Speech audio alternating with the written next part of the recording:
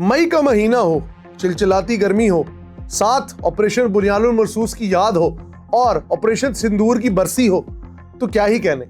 हिंदुस्तान की एयरफोर्स ने यह सोचा था कि शायद पाकिस्तान के ऊपर हम बड़े आराम से हावी हो जाएंगे और हमारे SU-30, हमारे मेराज तैयारे और हमारा सुरखाब का पर राफेल पाकिस्तान को स्टेप असाइड कर देंगे। लेकिन पाक फ़िज़ाइया की Shaheen, the great Pakistan air force, जिन्होंने उस दिन एक ऐसी तारीख रकम की जो आज ही नहीं, आने वाली जितनी हिस्ट्री है उसमें एयरफोर्स में ये पढ़ाया जाएगा कि 6-0 और 7-0 किस तरह किया जाता है। उस रात को या उस दिन एग्जैक्टली हुआ क्या था, आज यही डिकोड करेंगे। हिंदुस्तान और पाकिस्तान की राइवलरी कोई नई बात नहीं, लेकिन गुज़िश्ता साल मई के अंदर जब हिंदुस्तान ने ऑपरेशन सिंदूर लॉन्च किया पहलगाम अटैक के बाद, तो पाकिस्तान ने ऑपरेशन बुनियानुल मरसूस लॉन्च किया। हिंदुस्तान की जानिब से जब तारीख की दूसरी जंग अजीम के बाद तारीख की सबसे बड़ी एरियल कॉम्बैट हुई, जिसमें एक अंदाजे के मुताबिक हिंदुस्तान की तरफ से 70 से 80 फाइटर जेट महवे परवाज थे और पाकिस्तान की जानिब से 40 से 50 जेट महवे परवाज थे।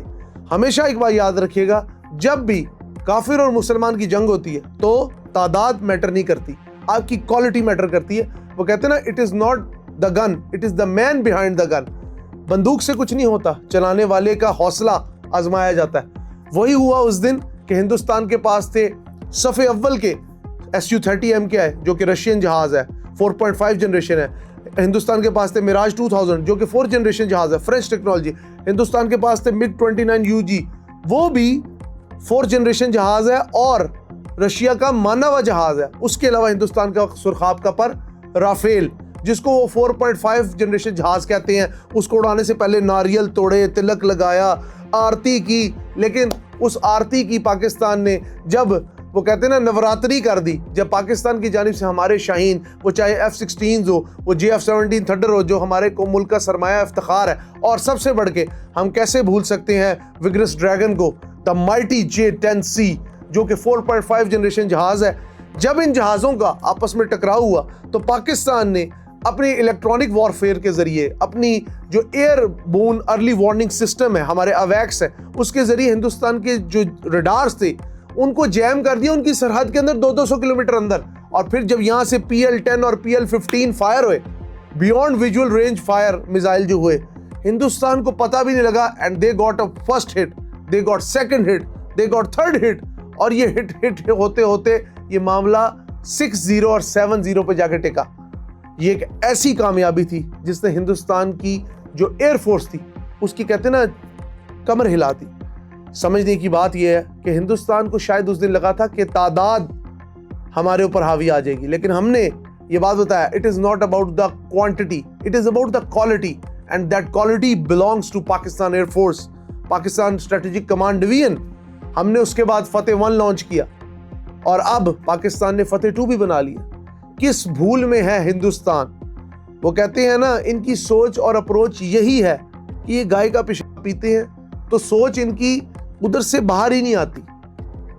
एक कौम है मुसलमान, एक कौम है पाकिस्तानी, एक कौम है जिनके दिल में है नजरिया ला इलाहा इल्लल्लाह मुहम्मद रसूलुल्लाह।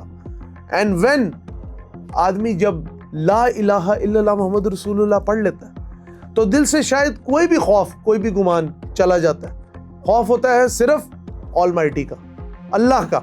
उस अल्लाह का कानून इंशाअल्लाह एक दिन हिंदुस्तान में लाल किले के ऊपर जब हम सब्ज़ हिलाली परचम लहराएंगे तो साथ एक कलमे का झंडा भी लहराएंगे।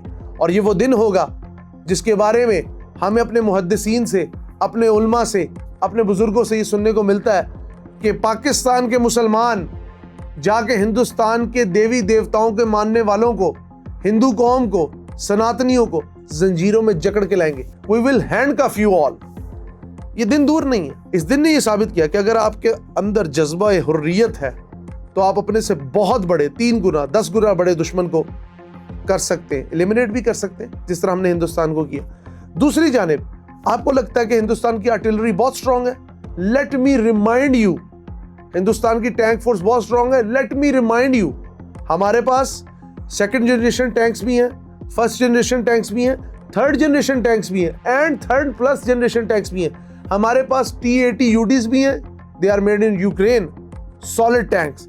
हमारे पास अल खालिद 1 भी है, अल खालिद 2 भी है, and right now we have VT4 which is the Chinese variant, and उसका हमने एक आगे एक आप ये कह लें एडवांस वेरिएंट बनाया, that is called Haider tank. So in this way Hindustan के पास अर्जुन टैंक हैं, T-72s हैं, T-69 है, सारी रशियन टेक्नोलॉजी हिंदुस्तान के पास। हमारे पास चाइनीज टेक्नोलॉजी भी है, हमारी लोकल टेक्नोलॉजी भी है, रशियन टेक्नोलॉजी भी है। फिर हम ये कैसे भूल सकते हैं कि हिंदुस्तान और पाकिस्तान का कंपैरिजन आप जब भी करते हैं तादाद की बुनियाद पे मत कीजिए। अफराद की कुव्वत, अफराद की सोच और अपनी कुव्वत, अपनी जान, ला इलाहा इल्लल्लाह मुहम्मदुर रसूलुल्लाह, हर हर लम्हा, हर हर आन जाग रहा है पाकिस्तान। बड़ी खूबसूरत लाइन किसी ने लिखी थी, फाते हैं तो गाजी हैं, दीन पे मर जाएं तो शहीद, नारा अपना है इस्लाम, कलमा है अपना तौहीद, अपनी कुव्वत अपनी जान, अपनी कुव्वत अपनी जान, ला इलाहा इल्लल्लाह मुहम्मदुर रसूलुल्लाह। बहुत शुक्रिया।